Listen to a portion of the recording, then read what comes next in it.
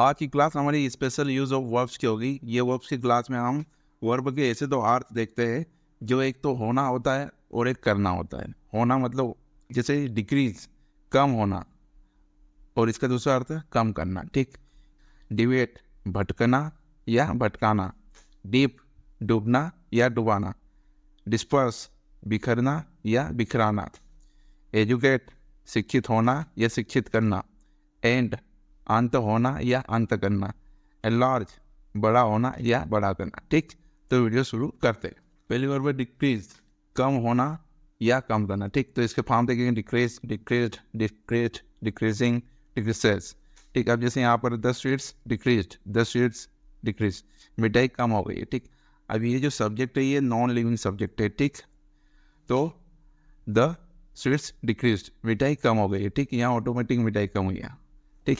और ये दूसरा sentence, Ram decrease the sweets, Ram ने मिठाई कम कर दी है, राम ने मिठाई कम कर दी। ये लिविंग सब्जेक्ट है, मतलब ये लिविंग करता है, मतलब सजीव करता।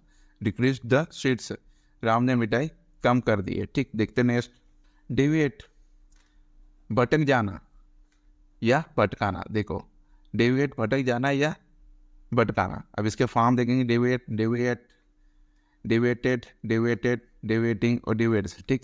ही डिवेट्स, वह भटक जाता है। ही डिवेट्स, वह भटक जाता है। यहाँ पर ये वर्ब का कार्य इसके ऊपर पड़ रहा है, वो खुद भटक जाता है, वह भटक जाता है। ठीक। अब ये दूसरा, ही डिवेट्स पूनम, ही डिवेट्स पूनम, वो पूनम को भटकाता है, वो पूनम को भटकाता है। यहाँ पर ये वर्ब का प्रभाव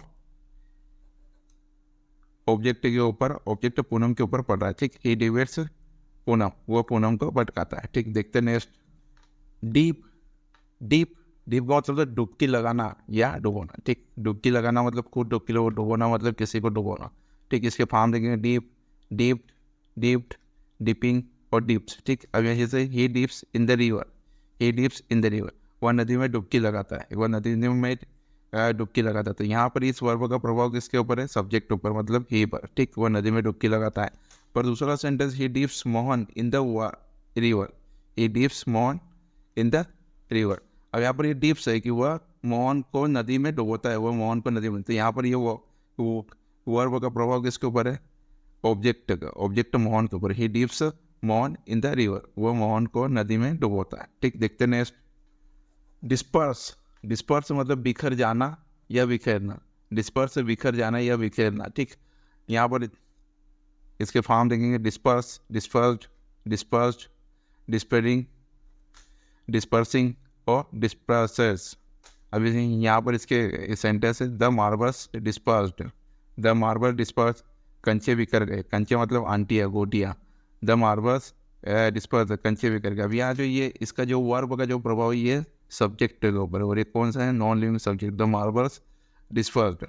दूसरा वाला सेंटेंस है Ram dispersed the marbles, Ram disperse the marble, Ram ने कंचे बिखेरे। बाकी यहाँ पर राम ने कंचे बिखेरे। तो ये जो वर्ब का प्रभाव ये किसके ऊपर है?